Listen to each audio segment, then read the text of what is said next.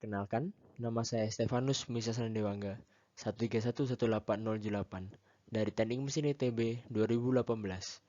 Saya akan menjelaskan tentang peninjauan psikometrik pada fenomena pengiringan handuk dan pendinginan dalam saluran udara serbaguna sederhana sebagai pemenuhan tugas mata kuliah MS 3200 Praktikum Fenomena Dasar Mesin.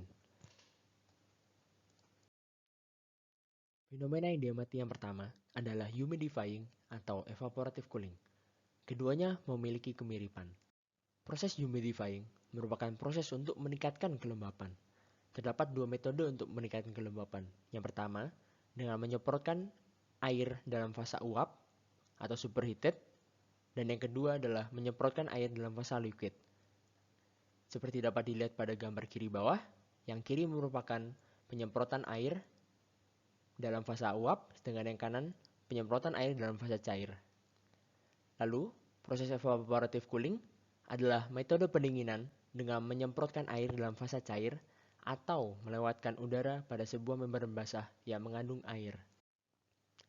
Proses evaporative cooling mirip seperti proses humidifying dengan menggunakan air dalam fasa cair. Dalam percobaan kali ini, menggunakan handuk basah sebagai media evaporative cooling, atau dapat dilihat pada gambar evaporative cooling, handuk berlaku seperti shock pad yang terdapat air di dalamnya. Fenomena yang kedua adalah pendinginan udara menggunakan es batu. Pendinginan merupakan proses menurunkan temperatur dari udara dengan melewatkannya kepada media yang memiliki temperatur lebih rendah atau sebuah alat pendingin. Dalam kasus ini, digunakan es batu sebagai media pendingin. Dapat dilihat pada grafik di bawah ini, apabila udara didinginkan, maka grafik psikometrik dari udara tersebut akan mengarah ke sebelah kiri karena temperaturnya turun. Berikut adalah sistematika dan cara kerja alat. Yang pertama, terdapat beberapa alat dan bahan yang digunakan pada praktikum ini, yaitu kotak saluran akrilik, timbangan, plastik uap, HTC2 dengan sensor temperatur dan juga kelembapan. Yang kelima adalah fan komputer dengan baut catur daya AC 220 volt. Yang keenam handuk, dan ketujuh adalah es batu dan gelas. Lalu cara kerja alat adalah udara akan dialirkan masuk ke dalam saluran menggunakan fan. Lalu temperatur dan kelembapan akan diukur menggunakan HTC2 pada setiap titiknya 1, 2, 3, dan 4 berada di luar dari sistem. Lalu dibuat saluran khusus pada tempat masuk menggunakan plastik uap untuk menyesuaikan ukuran dan bentuk dari fan. Setelah diukur melalui titik 1, udara akan dilewatkan kepada bagian handuk yang basah dan juga sebagai media evaporative cooling atau media humidifier. Lalu setelah melewati handuk basah akan diukur temperatur dan kelembapannya lagi pada titik 2, dan juga setelah itu akan dilewatkan kembali kepada media pendingin yaitu es batu. Dan juga akan diukur setelah melewati es batu temperatur dan juga kelembapannya.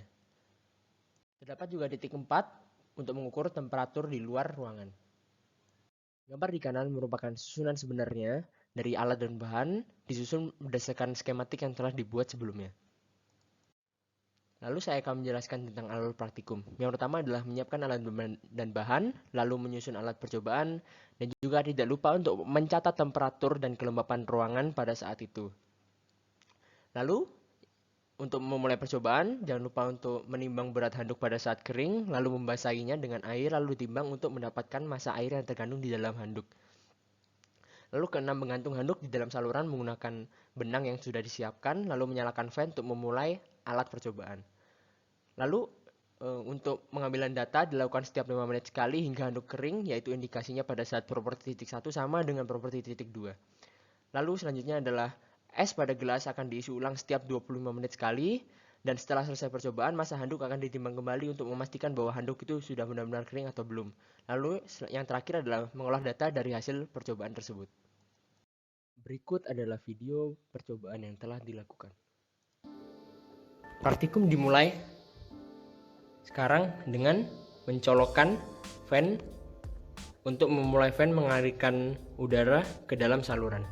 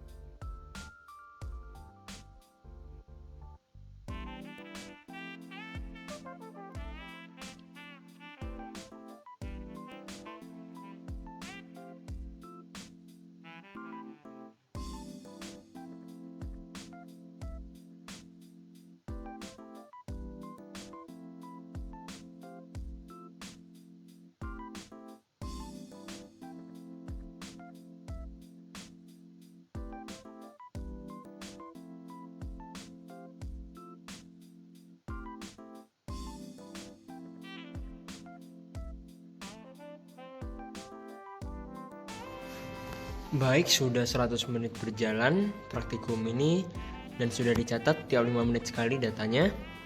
Dan pada saat ini temperatur titik 1 yaitu titik awal dan juga temperatur setelah handuk basah sudah sama dan memiliki kelembapan yang sama dengan kelembapan ruang saat ini. Berikut hasil dari percobaan yang telah dilakukan. Pengukuran properti udara ruangan awal sebesar 26,5 derajat Celcius untuk temperaturnya dan kelembapan sebesar 42%.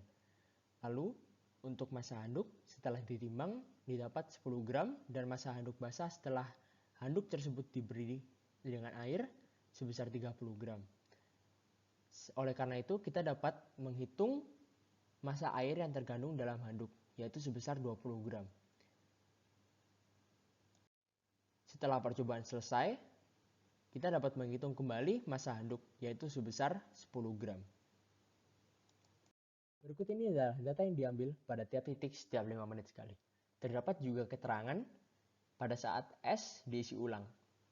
Temperatur yang terukur merupakan temperatur dry bulb dan kelembapan yang terukur merupakan relative humidity. Temperatur yang ditinjau terletak pada titik 1, yaitu setelah fan dan sebelum handuk basah, titik 2 setelah handuk dan sebelum es batu, titik 3 setelah es batu, dan titik 4 di ruangan.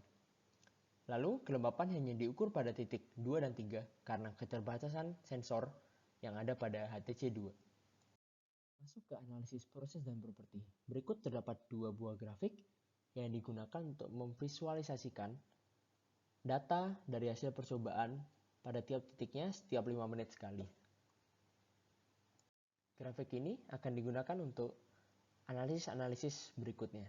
Berikut ini adalah grafik psikometrik yang menampilkan beberapa titik, yaitu titik 1, 2, 3 berserta garis prosesnya.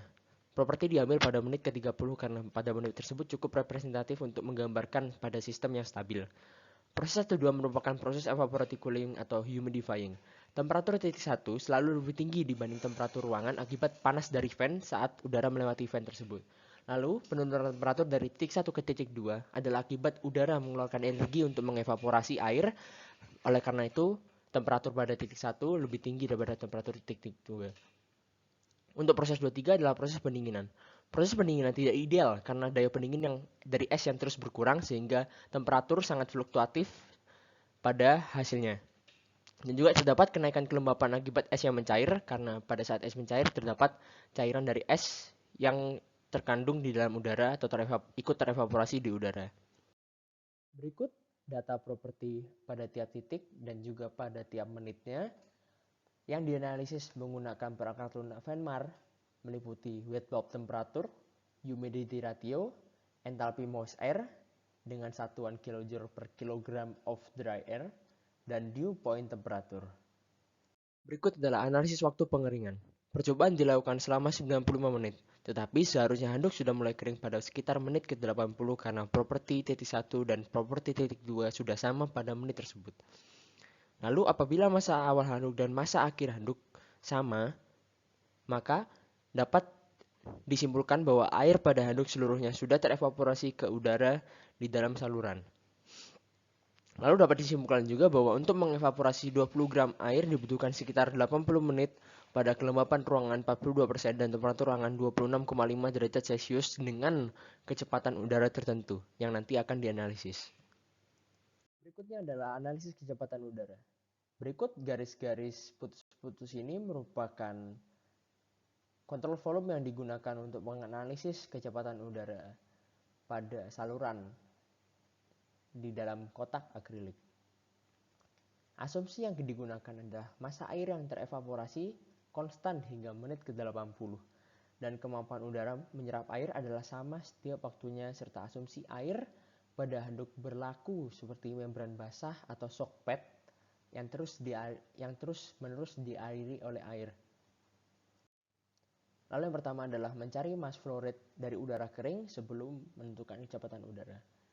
Dengan menggunakan konservasi massa, maka didapat rumus M.W sama dengan M.A, omega 2 min omega 1, atau humidity ratio 2 diminuskan dengan humidity ratio 1. Dari rata-rata pada tabel analisis properti didapat humidity ratio titik 1 dan humidity ratio titik 2 pada rata-ratanya, dan substitusi semua angka maka didapat M.A sebesar 3,631 kg per menit. Setelah mendapat M.A maka kita dapat menentukan kecepatan udara dengan menggunakan rumus ideal gas equation of state. Rata-rata temperatur pada titik 1 hingga menit ke-80 adalah sebesar 26,682 derajat Celcius.